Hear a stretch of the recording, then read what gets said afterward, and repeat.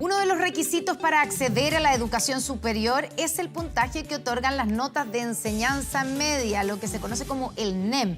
Antes de la pandemia, ese puntaje promediaba 542 puntos. Ahora alcanzó los 591. Sin embargo, el crecimiento no fue igual en todos los establecimientos, por lo que algunos expertos señalan que el puntaje no es equitativo y justo, y se habla de la inflación de las notas de enseñanza media. Para profundizar en este tema, tomamos contacto con Silvia Izaguirre, investigadora del Centro de Estudios Públicos. Silvia, ¿cómo estás? Muy buenos días. Muy bien, gracias, Connie. Bueno, ustedes, ¿cierto? Tú con otro grupo de investigadores del Centro de Estudios Públicos precisamente publicaron una investigación donde se apunta a que los colegios privados, algunos colegios particulares, estarían inflando las notas. ¿Qué significa esa inflación de notas? Básicamente están poniendo mejores notas que la que los estudiantes se sacan para poder tener un NEM mejor y por lo tanto promediar más para entrar a la universidad. Exactamente. Este fenómeno no es solamente de la pandemia, sino que nosotros observamos que a partir de 2012, cuando se introduce el ranking, que no es un verdadero ranking, sino que es una bonificación a las notas de enseñanza media, y por lo tanto las notas de enseñanza media tienen una mayor ponderación. A partir de ese momento, en 2012, los colegios, tanto municipales, particulares subvencionados como particulares pagados, han aumentado enormemente las notas de los estudiantes y no se condice ese aumento de las notas con sus rendimientos, por ejemplo, en CINSE.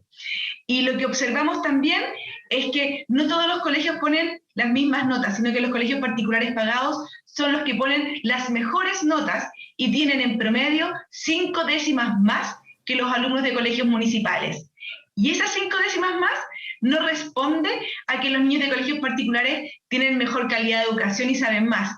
Porque si controlamos por los puntajes CINSE, es decir, si agarramos dos niños con el mismo puntaje CINSE en lenguaje, por ejemplo, uno de un colegio municipal y uno de un colegio particular pagado, y vemos las notas que tienen en lenguaje, el alumno del colegio particular pagado tiene notas mucho más elevadas que el alumno del colegio municipal. Y eso está repercutiendo en las posibilidades y oportunidades de acceso a la educación superior. ¿Cómo repercute? ¿De qué manera? Porque ustedes plantean efectivamente con números cómo se traduce esa inflación en los colegios particulares, ¿cierto? ¿Cuántas décimas más significan mayores posibilidades del ingreso a la educación superior? ¿Cuál es esa repercusión?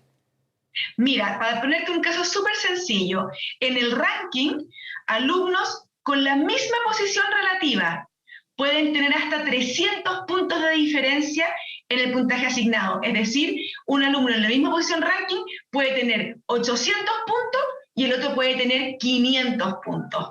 Y todos sabemos que con 800 puntos puedes postular a cualquier carrera en Chile y a cualquier universidad, y con 500 puntos puedes postular a muy pocas carreras y muy pocas universidades. De hecho, nosotros acá en el CEP construimos nuevos instrumentos que no tienen sesgo socioeconómico y que no producen inflación de notas. Y lo que observamos es que si aplicamos estos instrumentos, al menos aumentaría en un 17% el porcentaje de alumnos de colegios municipales en carreras que tienen corte de puntaje de 700 puntos o más. Es decir, lo que está pasando es gravísimo, es injusto y afecta especialmente a los alumnos de colegios municipales y particulares subvencionados. Silvia, hagamos un poquito de historia de por qué se empieza a dar, se crea primero este NEM, ¿cierto? Que son las notas de educación media, este promedio, y ha ido cada vez aumentando más la importancia, ¿cierto? El peso dentro de la ponderación versus la prueba estandarizada. Antes la PSU, ahora la prueba de transición.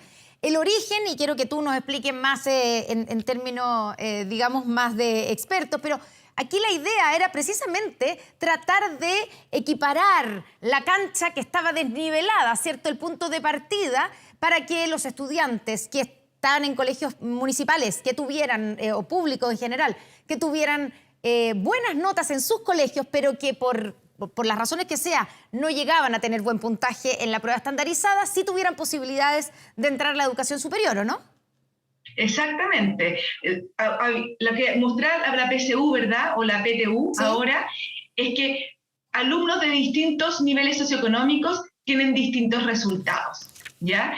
Y hay alumnos muy talentosos, pero que por falta de oportunidades, por haber ido a una escuela de mala calidad, no han podido obtener los conocimientos ni desarrollar las habilidades para poder tener un buen resultado en estas pruebas estandarizadas. Entonces, lo que dice la evidencia internacional es que tanto como los conocimientos que tiene el alumno, pero también su trayectoria académica, agrega valor para poder predecir cómo ese niño se va a desempeñar en la universidad. Por lo tanto, lo que debiera agregar las notas de enseñanza media, el valor agregado que debiera dar, no es cuánto sabe, sino su resiliencia, su responsabilidad, su esfuerzo en el contexto en que ese niño se encuentra. Ahora, ¿qué pasa?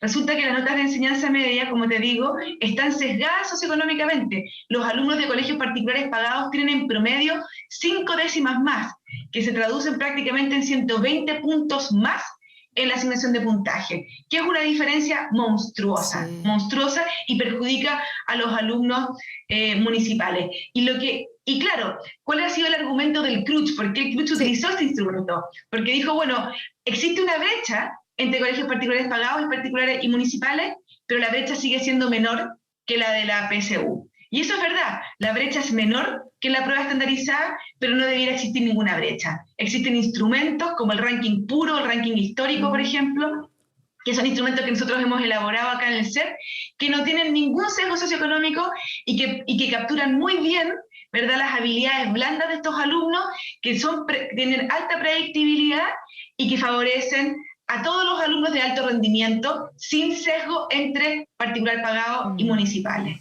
Entonces, Silvia, esto significa que el instrumento creado para disminuir las brechas socioeconómicas a la hora de ingresar a la educación superior no está funcionando, fracasó, no está siendo bien utilizado y por lo tanto habría que cambiarlo por otro instrumento. A ver, yo sinceramente, Connie, no entiendo cómo el CRUCH sigue manteniendo instrumentos con sesgo socioeconómico cuando la solución es tan sencilla, porque la solución es simplemente crear un ranking, ¿verdad?, donde tú le asignas puntaje a los alumnos en función del rendimiento de ese alumno en su colegio. Entonces, todos los alumnos que son el número 1 del establecimiento tienen exactamente el mismo puntaje, 850 puntos, y el número 2, y el número 3, y el número 4, y el número 5. Es tan fácil como eso, tan fácil como eso. Pero ese ranking existe hoy día, Silvia. Igual también ese ranking también se toma en cuenta, ¿o no? Perdona, no te entendí bien la pregunta. Que ese ranking que tú dices, el ranking anterior al NEM, ¿también se utiliza hoy día o no? No, no se utiliza. Reemplazó por el NEM. Nosotros lo que llamamos ranking hoy día no es ranking. Ya. Lo que está hecho, lo que hace el ranking de ahora es una bonificación a tus notas de enseñanza media. Si fuese ranking, Connie, un alumno que está en el mismo, ponte tú, número 1 o percentil 1, tendría exactamente la misma bonificación. Y lo que nosotros observamos es que alumnos en el mismo ranking, en colegios distintos, pueden tener hasta 300 puntos de diferencia. Y eso es porque la fórmula con que está construido el actual ranking beneficia a los colegios con promedios más altos y con menor dispersión. Y eso significa que favorece a los colegios particulares pagados que tienen esas características y perjudica enormemente a los alumnos de colegios municipales y particulares subvencionados. Por lo tanto, yo creo que acá tenemos una tremenda oportunidad. El CRUCH y las universidades que pertenecen al Sistema Único de Admisión tienen una tremenda oportunidad de crear instrumentos de calidad, predictivos y que no tengan sesgo socioeconómico y no perjudiquen más todavía a los alumnos municipales y particulares subvencionados. Ustedes han hablado de este tema con el CRUCH, me imagino, digamos como CEP, por ejemplo, y a través de sus publicaciones. Este es un tema que se conoce. ¿Han tenido alguna reacción de ellos o de los colegios particulares? Porque lo que hacen al inflar las notas es bien impresentable. Es absolutamente impresentable porque no solamente beneficias a tus alumnos, estás perjudicando a todos los otros que no tienen esa misma inflación de notas. Imagínate, Connie, que hay colegios particulares pagados que tienen como colegio promedio 6.6. Claro, es decir, si tú eres un alumno regular en ese colegio, tienes un promedio 6.6 y un promedio 6.6 es extraordinario. Por lo tanto, también estás engañando a los padres padres estás engañando a esos estudiantes, ¿verdad? Entregándoles una evaluación que no se condice con su desempeño real. Y ese niño después puede llegar a la universidad con expectativas muy altas y fracasar. Por lo tanto, yo creo que los incentivos están mal puestos. Las notas de enseñanza media no debieran ser utilizadas para el ingreso a la educación superior, deberían ser utilizadas solamente para lo que fueron creadas, que es evaluar el rendimiento del estudiante durante su enseñanza, ¿verdad? Y deberíamos tener otros instrumentos que no tengan estos incentivos, como por ejemplo el ranking puro o el ranking histórico, que te compara en tu posición relativa con tus compañeros o con tus generaciones anteriores. Y además debiéramos reconsiderar desde qué punto debiéramos considerar el ranking o las notas, desde primero medio o no mejor desde tercero medio, y así aliviar la presión de los estudiantes por obtener tan buenas notas desde tan chicos. Silvia, cuando uno mira los resultados de la última prueba de transición, pese a los cambios que se han... es una prueba de transición, por lo tanto se han implementado cambios con respecto a lo que era la PSU para tratar de darle más importancia o descubrir de mejor manera las habilidades versus los conocimientos, ¿cierto? Y eso debiera también disminuir la brecha entre los colegios, los resultados de los colegios particulares, pagados, y los colegios públicos. Porque evidentemente, digamos, al captar más habilidades puedes tener a niños que tal vez tengan menos conocimiento, pero que tengan las mismas habilidades o más.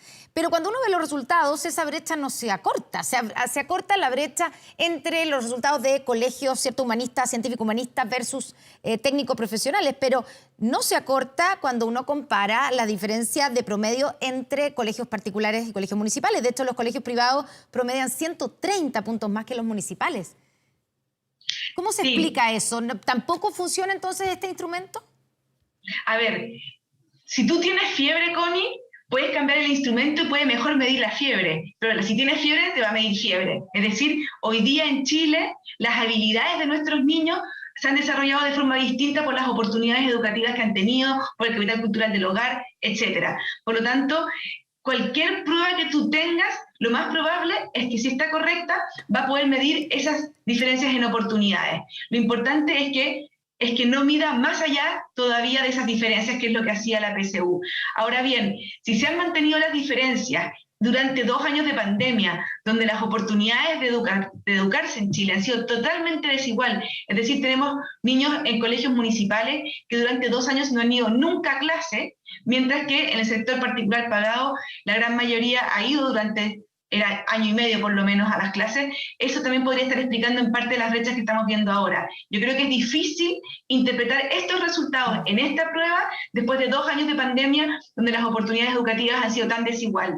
Pero claramente hay que seguir monitoreándolo en el tiempo. Ahora, este nuevo instrumento no va a eliminar las diferencias, porque las diferencias existen. El punto es que no las incremente aún más de lo que ya son. Claro, y ahí es donde entra, ¿cierto?, a jugar un rol clave las notas de educación media. Incluso hay algunas universidades que le están dando cada vez más, porque esa libertad la tienen, entiendo yo, que las universidades, de darle la importancia, darle mayor valoración, por ejemplo, a las notas de educación media, pensando que con eso están captando o están nivelando más la cancha, pero... Si lo que está ocurriendo, como tú dices, es que los colegios particulares están inflando las notas, ahí finalmente al darle más importancia, más valoración en el porcentaje promedio al NEM, finalmente también están aumentando o reproduciendo igualmente esa brecha, ¿no? Por supuesto, mira, en Texas lo que hicieron las universidades es que dijeron que el 10% superior de cada colegio tenía admisión a las universidades. Eso es hacer un sistema de ranking. Nosotros creamos acá en el CEP 4 instrumentos distintos. Ninguno tiene sesgo socioeconómico y después modelamos cómo hubiese sido la admisión. Y fíjate lo que pasó. Los alumnos de colegios municipales hubieran entrado 5% más a su primera preferencia, mientras que el 18% de los alumnos de particular pagado no hubieran quedado en su primera preferencia. Agarramos las carreras más selectivas, que son las que tienen un puntaje de corte de 700 puntos o más, y en esas carreras hubiera aumentado en un 17% los alumnos de colegios municipales. Es decir, con otros instrumentos que no tienen sesgo y que son predictivos, hubieses tenido cambios importantes en la admisión a la educación superior y muchas más oportunidades para los alumnos más vulnerables. Por lo tanto, se me puso una alarma. Por lo tanto, lo que estamos viendo hoy día es que los instrumentos tienen un sesgo hoy día que están perjudicando a los alumnos del sector municipal y están beneficiando a los particulares pagados, y eso es de fácil remediación, es de muy fácil remediación. Nosotros ofrecemos 4 alternativas, pueden haber incluso más, que no tengan estos problemas. Y es urgente, o sea, debiera cambiarse a tu juicio, me imagino, en el siguiente proceso de prueba, tal vez en la prueba de invierno.